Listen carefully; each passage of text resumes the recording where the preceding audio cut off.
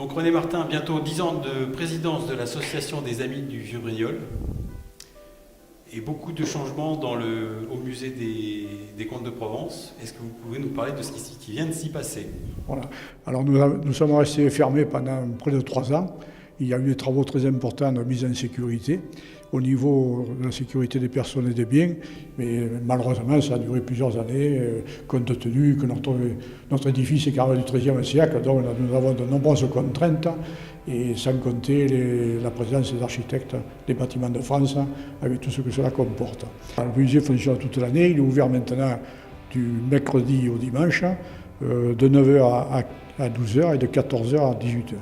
Donc on y retrouve tout ce qui était avant. Voilà, on y retrouve ce qui était avant. Voilà.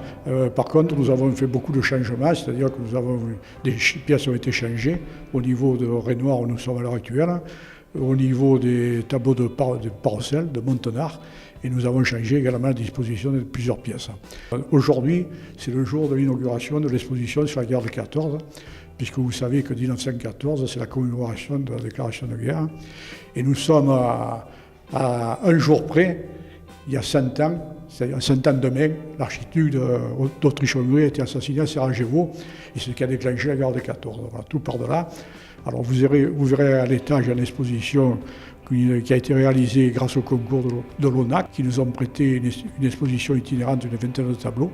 Et nous avons fait à côté tout ce qui se rapporte à Brignoles, en essayant de faire voir ce qui se passait dans une ville de l'arrière comme Brignoles.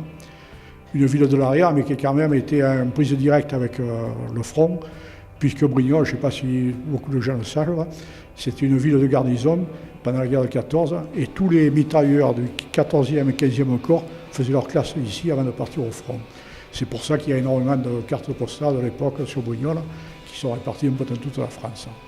Il y a des particuliers qui nous ont prêté beaucoup d'objets personnels, je les en remercie d'ailleurs. Il y a aussi les archives municipales avec des journaux d'époque et des documents. Et puis il y a la collection, bien entendu, du musée. Enfin, tout ce qui concerne la guerre de 14, qui a été, comme tout le monde le sait, une boucherie. Il y a eu en France 1,3 million tués. 1,3 million, c'est chaque chiffre.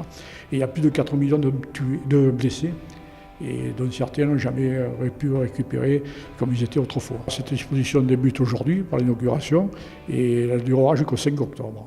Le 12 juillet, nous avons la présentation du livre, de la nouvelle édition du livre de René Hérault. René Hérault, c'est la nouvelle édition 2014. On avait fait une première en 2003. Et cette fois, c'est une édition complètement remaniée, refaite, avec pas mal de nouveautés. Ça sera présenté le 12 en présence de l'auteur qui dédicacera son livre.